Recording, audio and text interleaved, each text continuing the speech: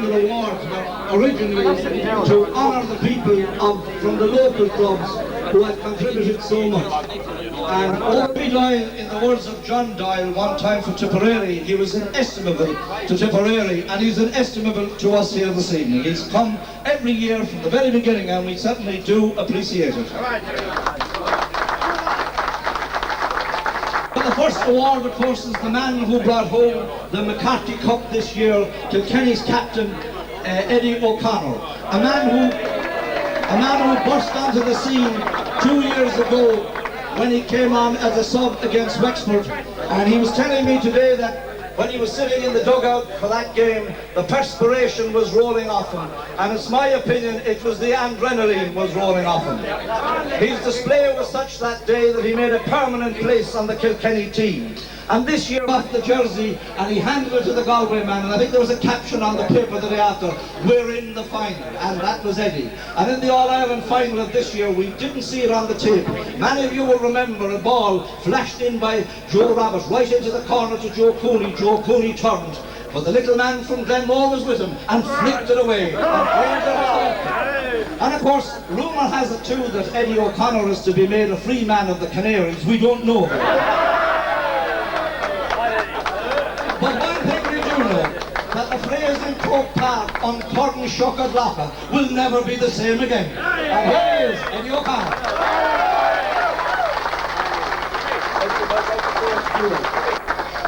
This way, Eddie. This way. Am I there a call now? Yeah, bad,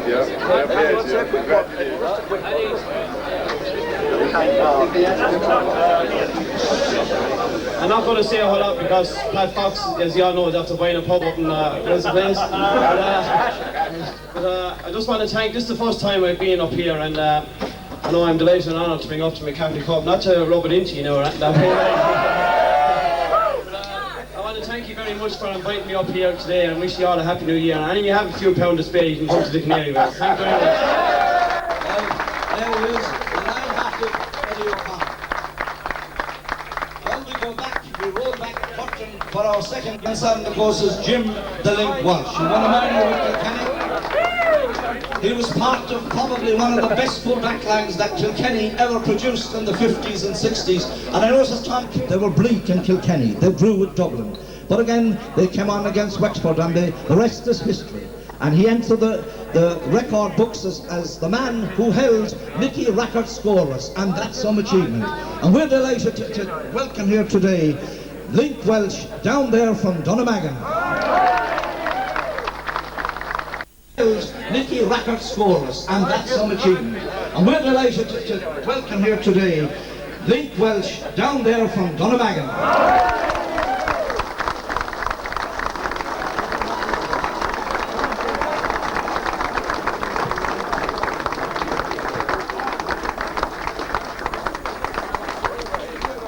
I wonder what are they talking about. Jimmy says he was a hard one and a good one, and that's praise the Lord.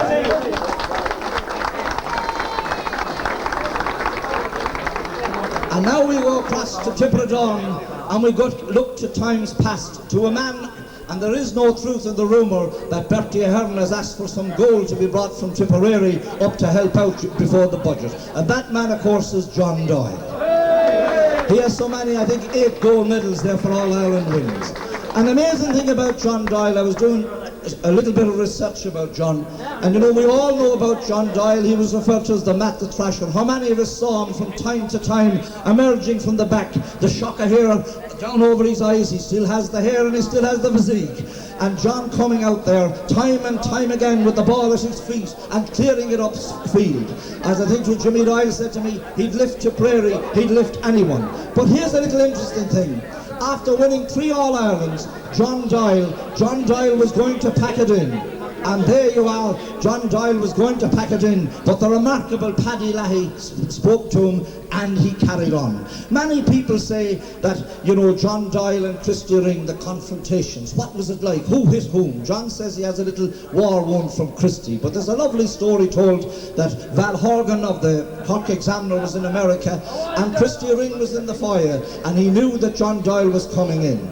And Horgan said, what way will they meet one another after the TIPPERARY and the Munster final? And Horgan went upstairs, John Doyle was downstairs, and Christy Ring, believe you me this one, Christy Ring was fixing the little luggage tags on John's luggage for fear John would get lost in America. And John told me himself that when he went to canvass for the Shannon, who went with him? The bold Christy Ring. I'm sure John got some votes in Cork. But the lovely thing about John Doyle is, I think anyway, is the tribute he paid to Christy Ring. It shows the humility and at the same time the greatness of the man. John said, when I won, and this was one mark difference about my honours, he said, with Christy Ring. John had to wait till 65 to get the 8th medal. He said there was one mark difference about our shared honours of All Ireland medals. Christy won 8 for Cork. But it was the tip lads, especially 49 to 51 and 61 to 65 machine, that won the 8 for me. Many wouldn't believe it, but by heavens, for some tribute to his teammates. John Doyle.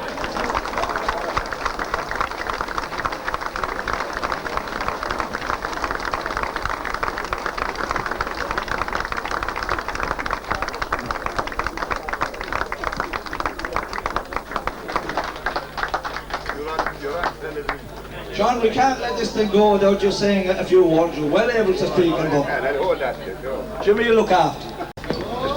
Mr. Chairman, ladies and gentlemen, first of all, I'd like to thank you for inviting me down here this evening. I thought my days for awards were long gone, but anyway, but I think it's a lovely thing to get an award from your own people, and I would consider here in Carrick that they're my own people.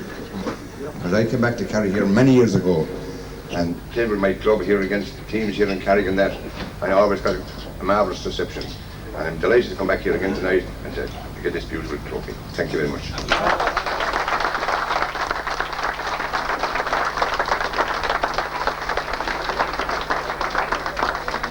Well, now we come on to the player of the present.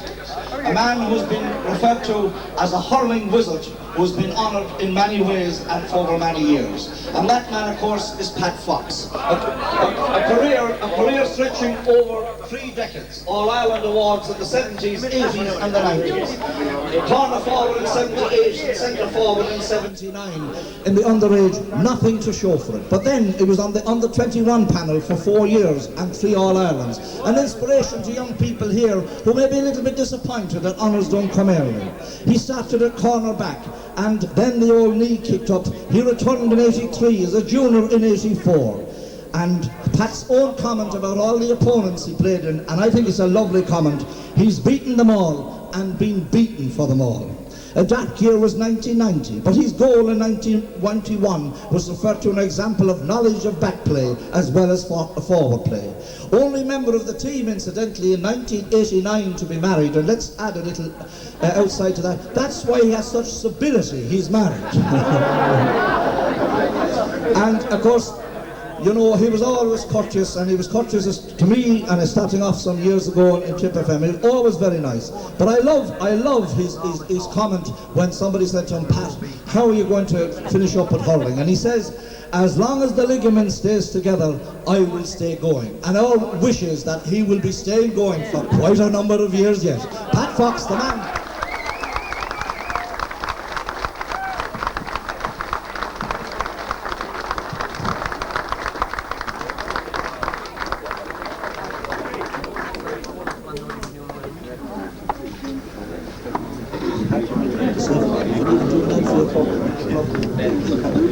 Ladies and gentlemen, it's a great honour for me to receive this trophy. I can say that it's really on behalf of the team alone. But I'm just delighted that Eddie gave me a mention there about the Cope and Cashel. So you're all very welcome. I'd just like to say it's great to be here in Carrick, and I had great memories here playing. Even I played a few games with Sean Fitzpatrick and Joe Kindy, and it's very good for me to be here.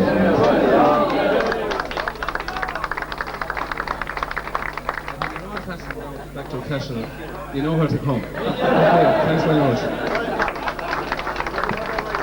You know, and like the great Mick O'Connell, he nearly forgot the trophy. Well, the Fox's Den is in Cashel, you know where it is on your way to Thurles and coming home. Well, now we go across, of course, to whom they put Lorga, to a man, I suppose, that was at the beginning of an era of speed hurling. A man who was at centre forward was so devastating that the centre backs wailed at him. A man who had swerve, a man who had ability, a man who could cut through defences. And the great memory that I have of Tom Cheasty is when Waterford were on the deck against Eddie O'Connor's crowd in Kilkenny. Tom Cheasty is here, we know you'll get him all right in the camera lean, but Tom Cheasty did something, that's what Micheál O'Hare used to call him. We call him Tom Cheasty, the Ballyduff farmer. But Tom Cheasty 5 times against the Kilkenny men, no mean achievement. They beat him, he took the ball off him, they beat him again, and he swerved his way in and he palmed the ball over the bar. It lifted Waterford, it got them the second bite of the cherry.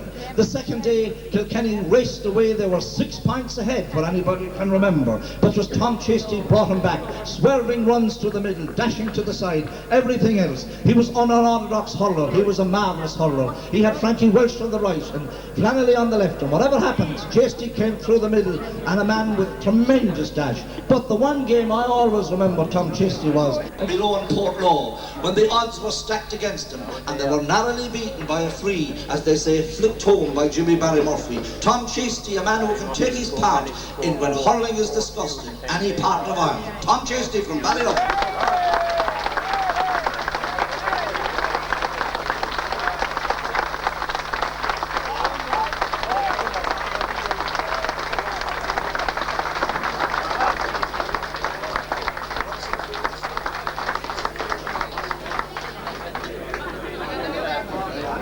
All I say is it's a great honour to be out with like Jimmy Doyle and John Doyle and the Link Wedge, Pat Fox, so probably the last thing I'll ever get. So, thanks very much, Thursday.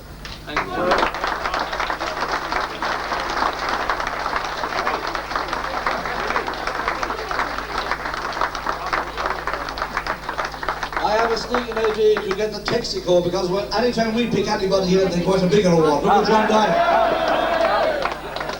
Well, now we go on to the player of the present. Well, Waterford certainly, it was a black, bleak summer, and apologies to the lady across the sea, it was an ananas horribilis.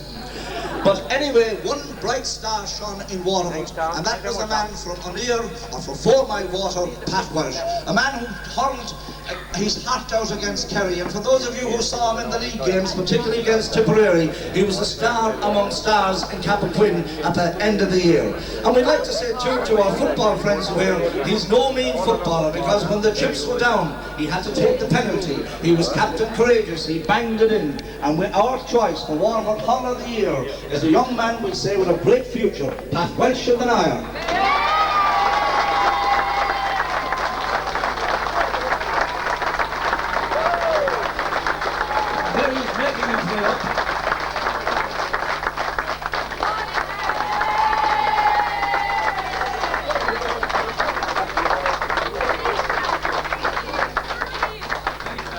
They won the speech in the Nile, and we won't tonight. I'll just say a few words. Just to say I'm very honoured to be selected for this award. I'd like to thank the committee for selecting me for this award. And I'd also like to thank Tipperary Crystal for sponsoring a nice trophy.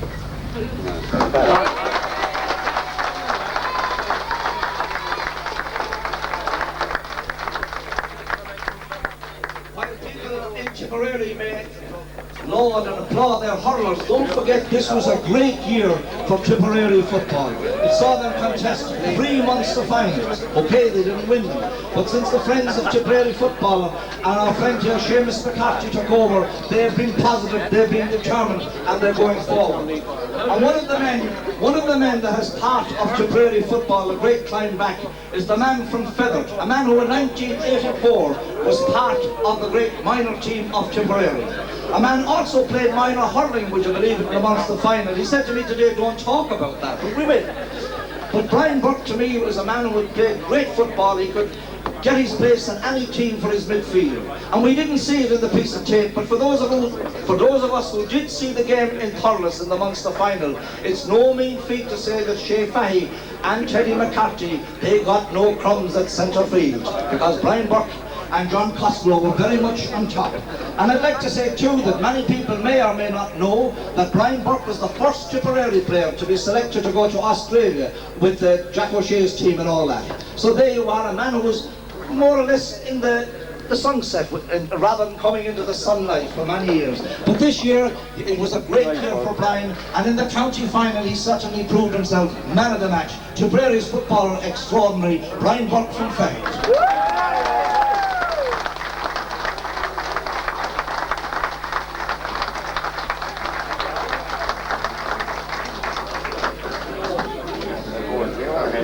I'd like to thank Paddy, Tipperary Crystal and people of Carrick-On-SUIR for giving me this award.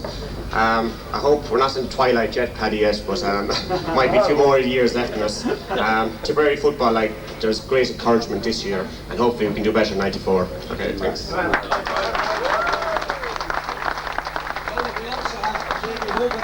Two more of the Tipperary team, and I'd like to remind them what their mentor-in-chief, Seamus McCarthy, said to him after the Munster final, and we'll re-echo it here. You played excellent football at all times, so we're looking forward to great things for all the members of the Tipperary football team next year. Well, now we go north to Greyhound Country to for our Camogie Award.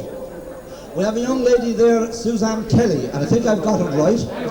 And she's a niece of Roger Mounsey, and if somebody says you can't beat breeding, whatever you do. She was with St Mary's School in Nina, under 16 Munster and All-Ireland titles in 1992, under 18 Munster titles, Munster Intermediate Medal, and a string of county titles. But you won't believe this, that Suzanne is also involved in badminton and rugby, and the little note I have, we don't want to hear about rugby, but when you see Suzanne, you know most of the men here would love to have her in a scrum. And believe it or not, one of the things that keeps her fit, one of the things that keeps Suzanne fit is the fact that she's interested in greyhounds. Well, why wouldn't she, coming from Tumibara? But I can't figure out at all. I got a little bird tells me she's anxious to coach camogie in Portugal. Now, that's beyond me, I don't know. But maybe she could link up with Eddie O'Connor and the Canaries, they can discuss it. Suzanne Kelly, and as well, Suzanne has been honoured because we've got a special award from Gaylin for camogie, and is Watty Power here, is Watty here. Watty. Suzanne, we have two awards for you. That's the Camogie Award. Watty Power is Watty here from Gaylin. He's coming up, we'll wait for Watty. Here he comes, the Gaylin man. And Suzanne can maybe say a few words herself. Suzanne, would you? It's a great honour for me to receive this award, and I owe it to a brilliant club that's always behind me, that's Tumibara, and I thank them for coming down to support me. Thanks a million. What the power of Gaylin? Hello, ye are Korea Queen. I'm delighted to be here today as representative of Gaylin to present to Suzanne our little award. Bully boss for Suzanne.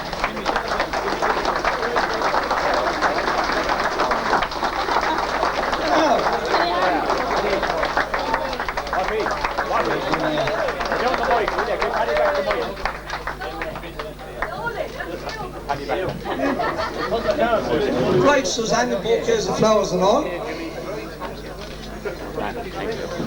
Right, Watty? He's going to chance a kiss, will we dare him? He's not one of the flowers I promised to do. Well, as we said earlier on, Tipperary had a special category this year. They got to the Munster football final and they got to the Munster hurling final. And one man, of course, who began his career as a dual performer way back in 1984. He was on the minor team that went to the Football All-Ireland, and also he was on the minor team in the Munster final in the hurling. And that man, of course, was Anthony Cross. And Cork may have their Teddy McCarthy's, Tipperary have Anthony Cross, and you know, down here in the south we were wondering about when we heard Anthony Cross, he was plucked from nowhere by Van Steven, and I think if you saw the piece of tape in the Munster final, and again in the All-Ireland semi-final, Anthony Cross acquitted himself very well. And the roles were reversed. In '84 he won the football, in '93 he won the hurling, so he's the happy holder of Munster medals in both codes. Anthony Cross from Anacarty.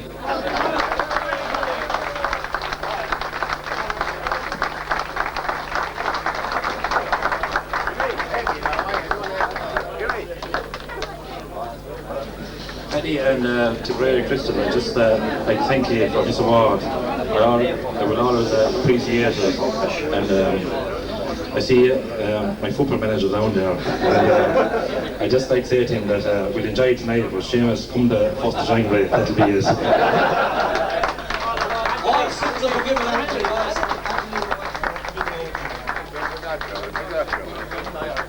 I might have standing in army, Bob. Well, now we move nearer to home for a special award for a man, I suppose I remember him as a young man playing cornerback with the Davins. He was a man who gave a lifetime service to the Davins as a player, as a mentor. He was also a Tipperary selector. But I think for Carrick people, the name and the upsurge of the Davins will be synonymous with the little man we're going to honour, the small man with big ideas who brought them to fruition. He has one bad habit like myself. He's very fond of chocolates, and it shows in both of us. But that man is Eddie Lyons. He was Mr. Davins.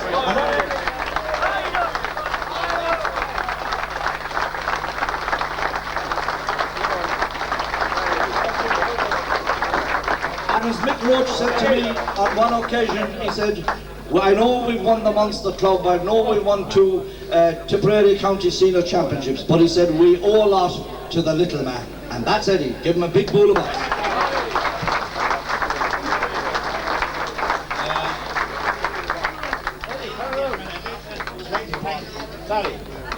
I'd like to thank the chairman, we'll say, secretary and organising committee of this function every year. I'd never been at one before. I thought there'd be only about a half dozen of me here, you know. But thank God the place is packed. For my comfort's sake, and for the organising committee's sake. So thanks very much again, lads, for the trophy.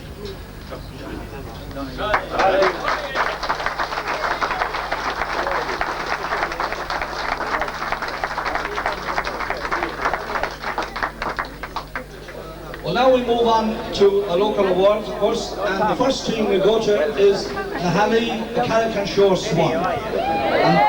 And the Swan have selected for their man of the past a man who is a tremendous centre-back, a man who ended his career as a cornerback, a man who won Souths, a man on one occasion with a divisional team had the privilege of playing in a county final with no other opponents than Jimmy Doyle and company of Thurles Sarsfield. A man who had great tenacity, great courage, great everything you could have on the field of play. And I'm sure these people and everybody here in Carrick who knows him will agree with me when I say that tenacity, that courage, that discipline and dedication was never more in abundance and never more in evidence as it was over the past year when the recipient had what many people would say a very serious illness. But he battled back. He's here today as he did in the hurling field. He displayed the great strength of character.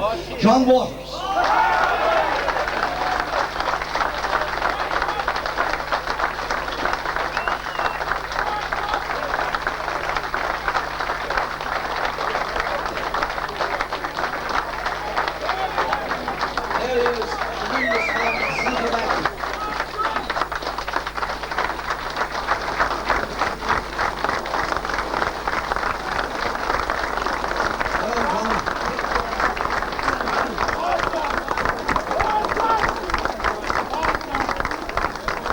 John to the camera.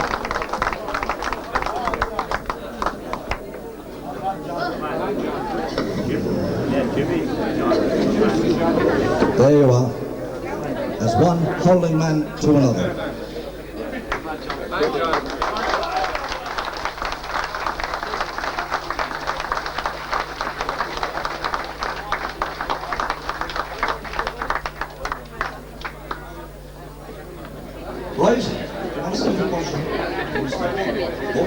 doesn't like to say a fearless thing.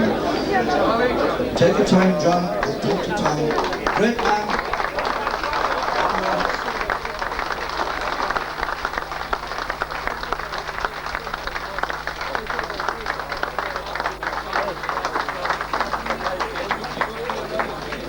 And the Swan player in the present, of course, is the man who has probably the toughest job in any hurling or football team, the man who has to man the full-back position. And I saw him play this year, certainly several times at the Swan, particularly in the South final and again in the county quarter final.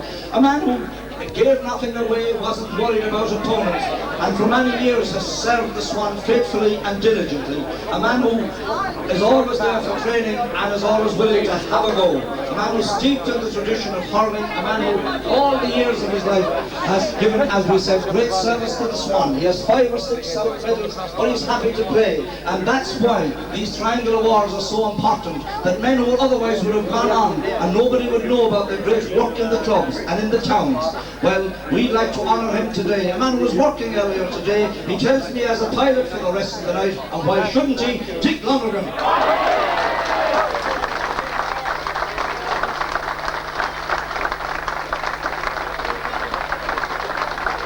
That's good. We will just have a little bit of news there as people are coming up.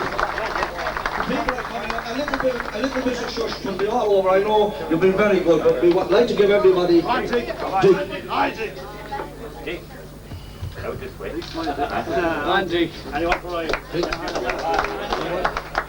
Dick said he not to inflict a speech on him. I won't. Unless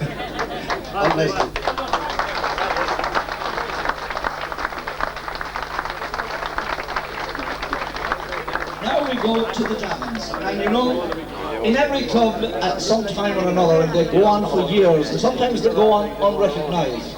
You have what we call gentlemen. Men who gave their all for the club in the lean years of the 50s, and a man who was involved on the selection of the great Javon teams of the 60s. A man who was always there to coach the players. I remember Jimmy Ryan telling me, and also other members of the Javon team, the man's work. Always there to urge on the young lads, always at the Javon games, it didn't matter what they were. A man who gave, as I say, he's more known as a footballer than a hurler, but at the same time he played in the full back line, and let me tell you, you wouldn't get any soft scores of him. And that man is Mikey Lonergan. He's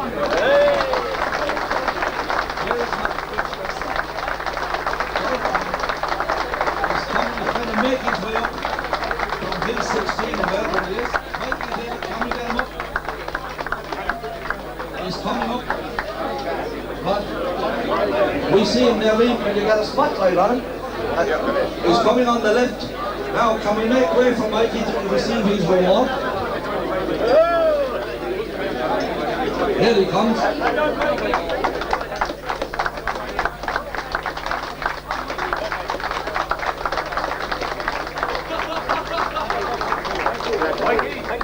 Turn your camera. This way, get the camera. This one here, yes, wait now. Thank you. Well, now we keep to the Davins again, and Mikey gets a good round of applause, and she thanks him really as he goes back. We keep to the Davins again, and we talk about the player of the present. This was a great year for the Davins. They went on and they won the South Intermediate. They were unlucky maybe in the semi-final. They left their shooting boots behind them. But one of their players suffered a very serious injury earlier on, and that's the recipient today. He was a man who, for some reason or another, people thought he wouldn't be there for the South final. They said his jaw was in pieces. It may have been, his spirit was not. And that man is Brendan Crone.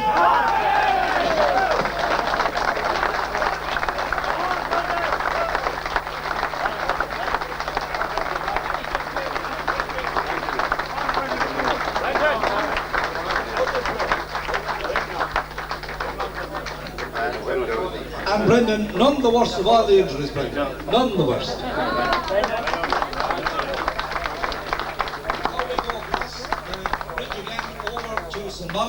And we look at their man in the past. And this man is unique in many ways because many years ago when the Munster colleges, at that time it was an interprovincial. Now we must appeal to some people just to keep quiet while the awards are being presented, please. We owe that to the people who were selected. This man was selected from Munster colleges with one other person from Carrick. Now that meant that they played the All-Ireland at that time in the 40s was played on an interprovincial basis. This man was also known as, in the centre of the field, as somebody said, a piece of whipcord.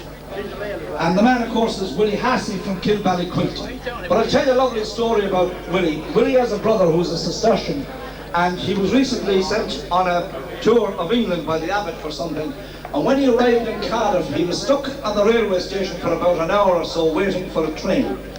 And he saw this fella edging towards him all the time, and naturally, not being out of the country very often, he was getting a little bit nervous. And the next thing the fella said to him, "Excuse me, see, are you anything to Willie Harte of Kilballyquilty?" And the man said, "I am," he said, "I'm his brother." Well, he said, "I remember hurling on him 30 years ago, and in Carrick-Beg they still talk about Willie Harte's centre field play for Carrick-Beg and Waterford."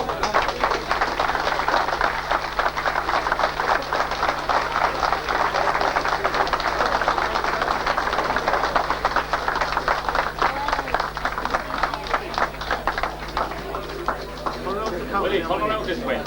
Good man. Ah, Willie.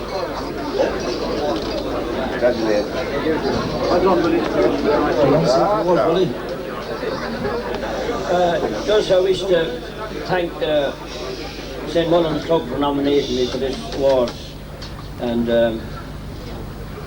thank the sponsors, Tipperary Crystal, for this. So, but before I finish, I just want to say that there's one man here tonight, and that's your MC here. I think he deserves an award more than anyone.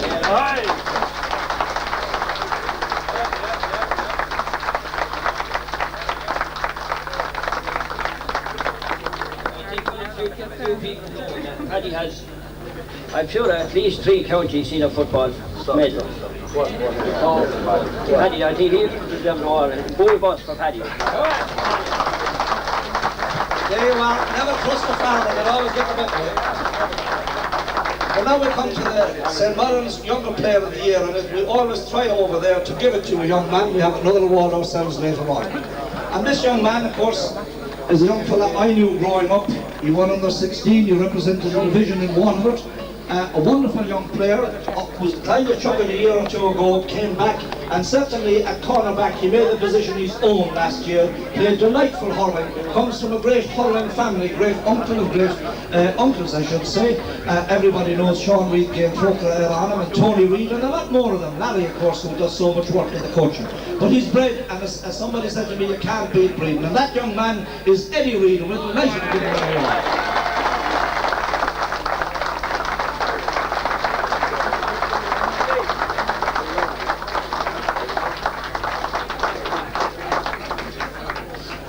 Well now, as we said at the beginning, Dennis Bashir Askunde and Claw, we have with us a man today, and I suppose if I were to ask anybody here who has ever played hurling, anybody in Carrick who has ever played hurling or football over the past 30 years, somehow or another they came in contact with this man. And that man is Tom Nealon. If I were to ask you to put up your hands, you'd all agree.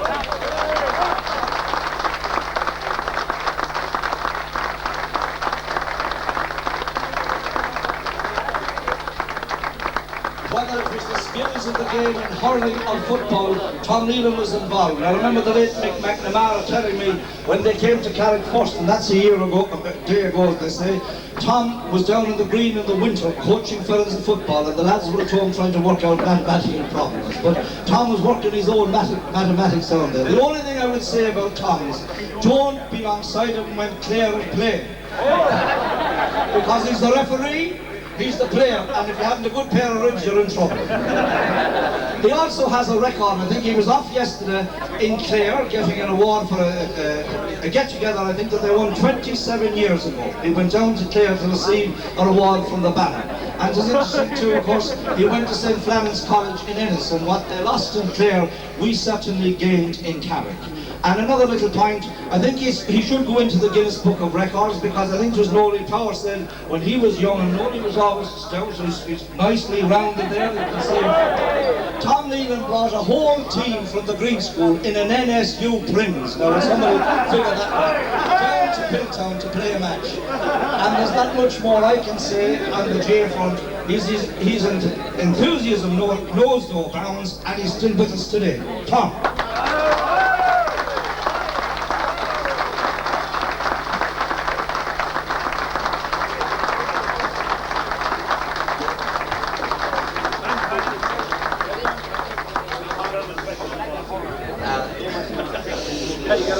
Funny, I thought I knew what I was going to say before I came up here.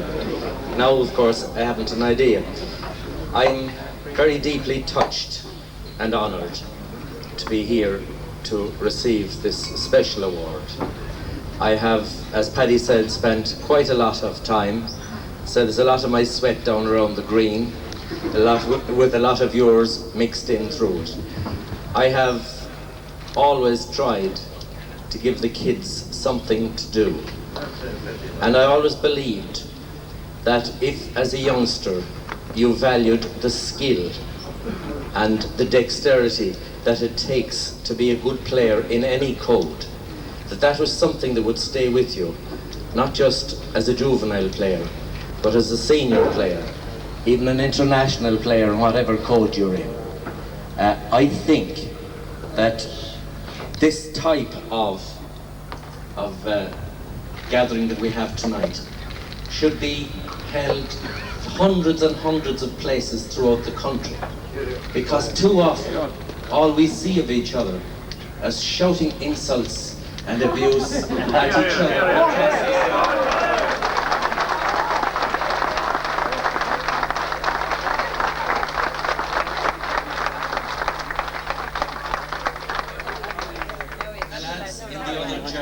Are gentlemen too, in spite of whatever we call them at that particular time.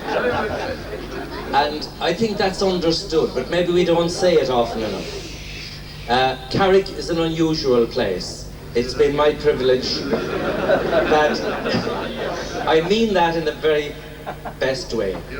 And it's been my luck, I suppose, in a way, that I came here, I was offered a job, and I arrived here, I think, on the 25th of August, 1956. And the first thing I saw when I got in was the green, and goodness knows I've spent enough time there since. But it didn't take me long to figure out that there were 3 teams in Carrick. That they didn't always like each other, or love each other. That there was a great rivalry between them. But that there was also a tremendous love of hurling and all that it stood for. And that has gone on.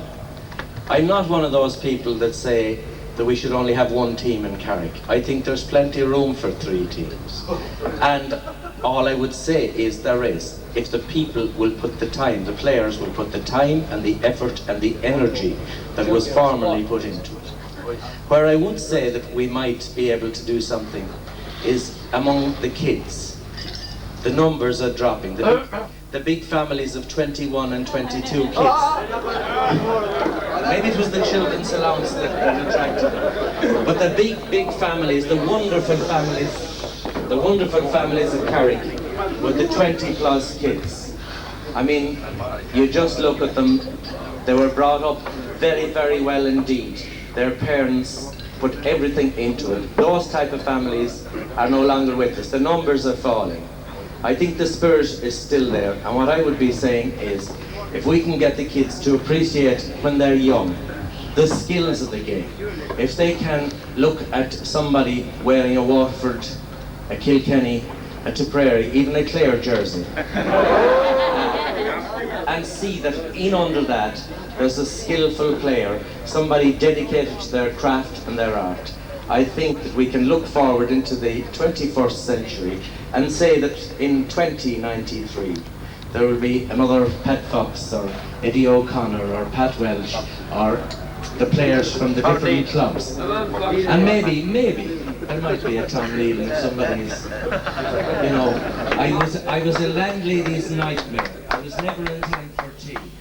And I'd like to finish by paying a tribute to the ladies in my life, my landladies to start with, but particularly my wife, Harte.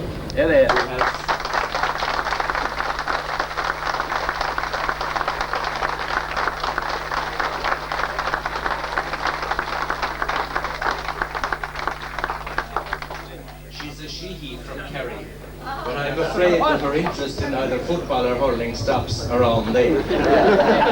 However, for all the late teas I have come to, for all the times that dinners had to be kept in the oven, and for all the times I was away when perhaps I should have been at home, thank you for putting up with me, because I think all these people here, I kept them busy for a few hours since I came here. Again, thank you very, very much.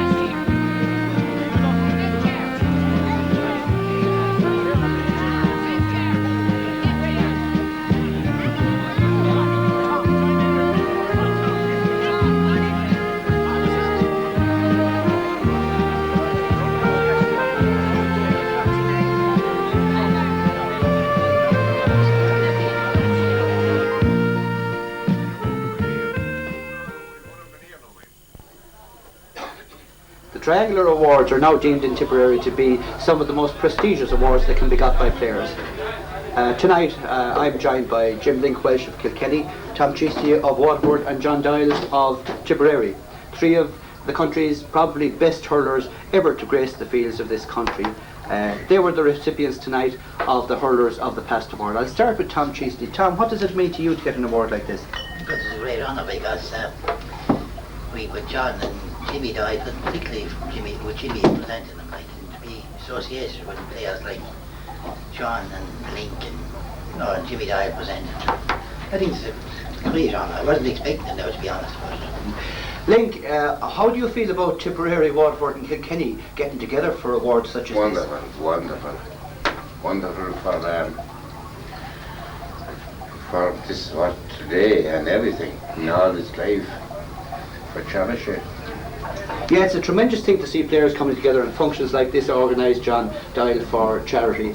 You've got a lot of awards in your time. You said tonight that being honoured by your own was probably the greatest honour that you could get. Well, it's probably one of the biggest tests you'll get because the less people to honour your own, and I actually appreciate it very much, and especially in the town of Carrick, because I have great memories of the town of Carrick when I was a young player coming down here playing with my club down here, and we always got a great reception here and great nights afterwards, and I always loved coming to Carrick, definitely.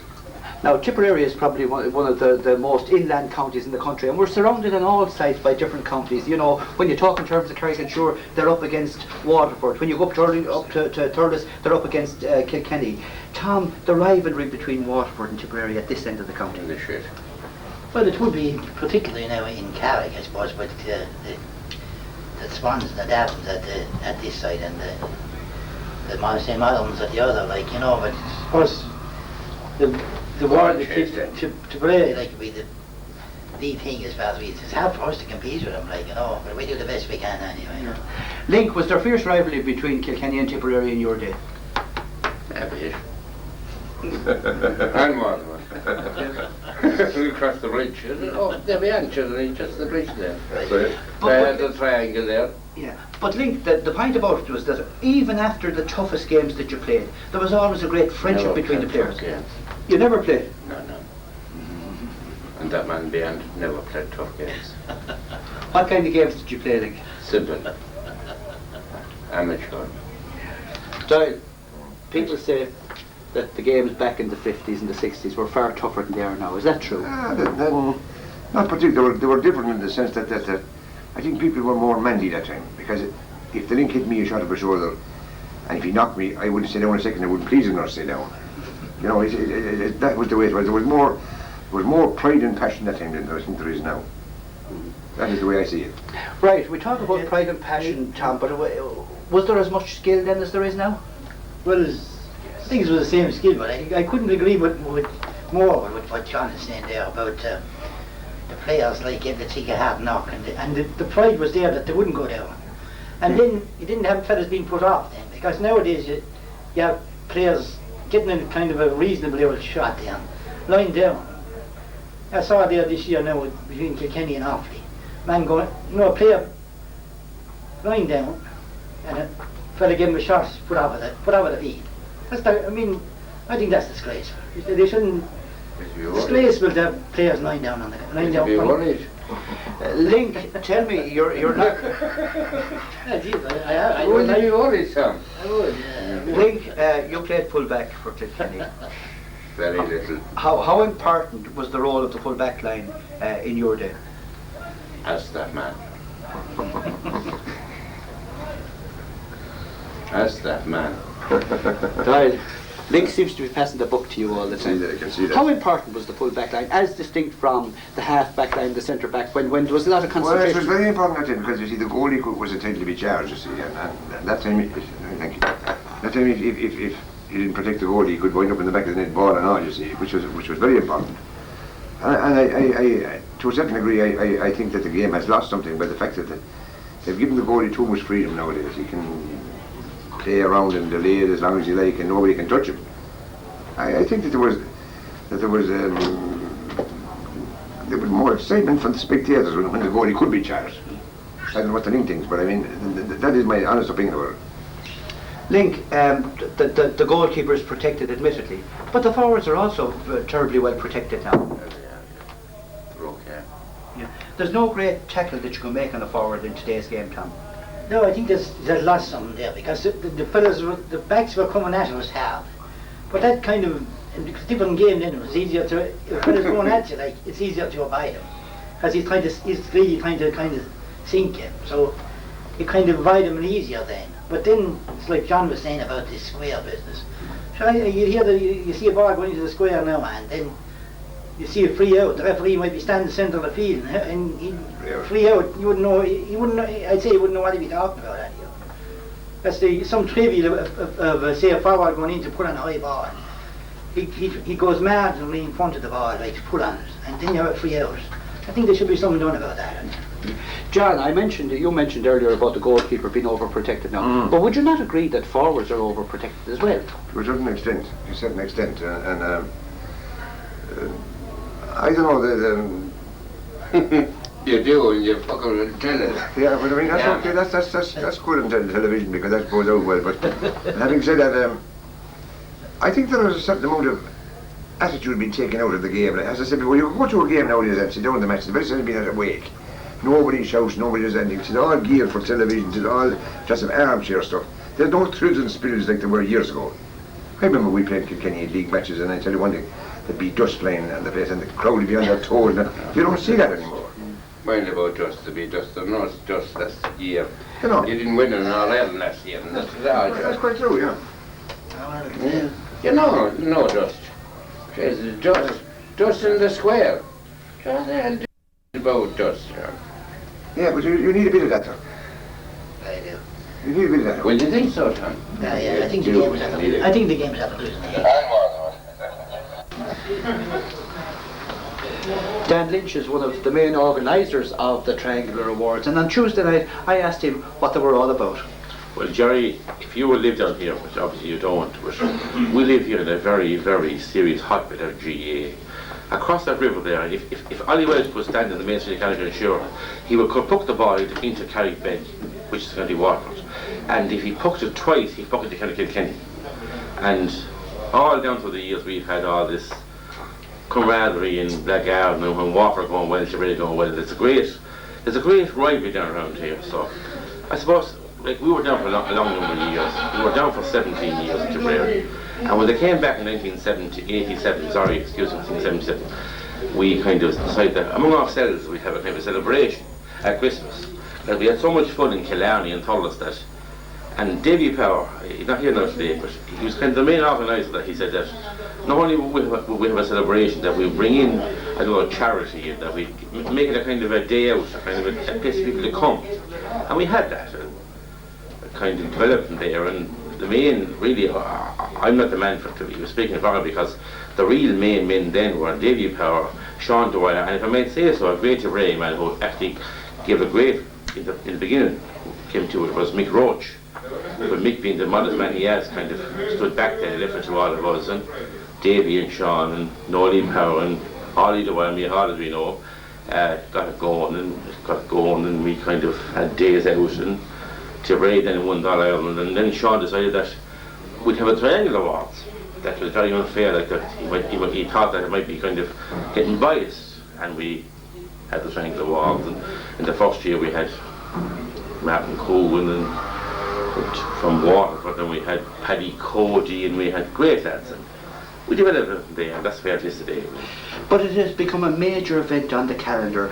You know, there's every guy that's playing hurling or football at the moment, every guy that has played football, they're all very anxious to win it. Why has it blossomed so much and grown into what it is?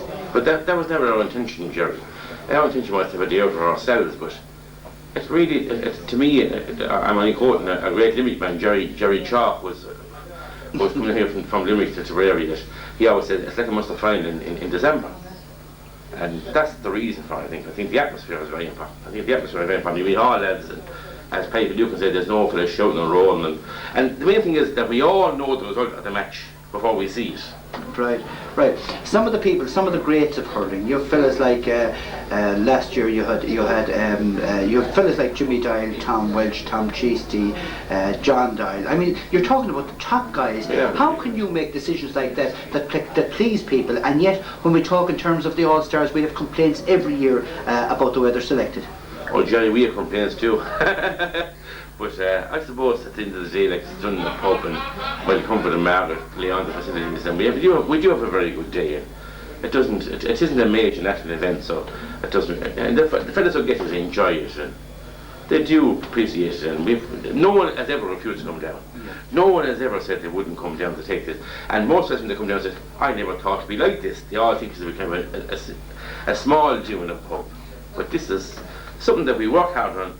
No one realises that we do work hard from Doyle was over in September. Nolan Power, Neil Hollow Dwyer, Sean Dwyer, Jimmy Ryan was a great player, Paddy Finucane and myself sit down and we work on this. And it might, maybe we lacking and saying that there's money for drink, but it isn't really. It's a good day and everyone enjoys it. I certainly enjoy it anyway. Well, Dan, can I just say this to you, that I've been here for the last few years and I have no doubt that it's growing from strength to strength, and that doesn't happen by chance. That happens because you put a lot of work and a lot of effort. And can I say to you that I personally hope, and that everyone in Tip FM Sport hopes, that it grows to be something really, really big, which obviously it's going to do. Well, thank you, Jerry, for your comments. I think last year was your first year down here, and you certainly gave us a great plug. We appreciate that, Jerry, because you come to North Tipperary, you don't realise what it's like down around here, because you don't. I mean, this is the real hotbed of GAA. You have Kilkenny out the road with all else. They're bringing in cups in here and they're celebrating, and water there. I mean, last year they won the minor All-Ireland. They won the under 21. We won Shag-On, and we just had to listen to them. And okay, it's a great hotbed, and hopefully continue, Jerry. Yes, Jerry. This award really is about three people, because Paddy Finucane, who has been a star, Paddy Finucane to me is better than anyone I know in the GAA scene for commentary and for analysis and everything. Then we have Jimmy Doyle. I didn't say no more about Jimmy Doyle, but a man who has done a work for this organisation, a man who makes the tape, a man who does everything. It's not criticism, because sometimes if we don't win anything, it didn't shame us as far, but I'm talking about Seamus Elbert, a man that lived here for years in Tipperary, but we now exported to County Waterford.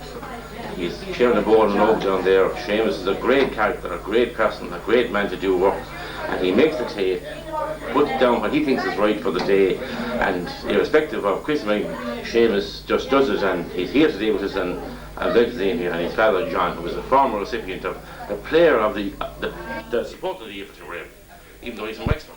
Thank you very much.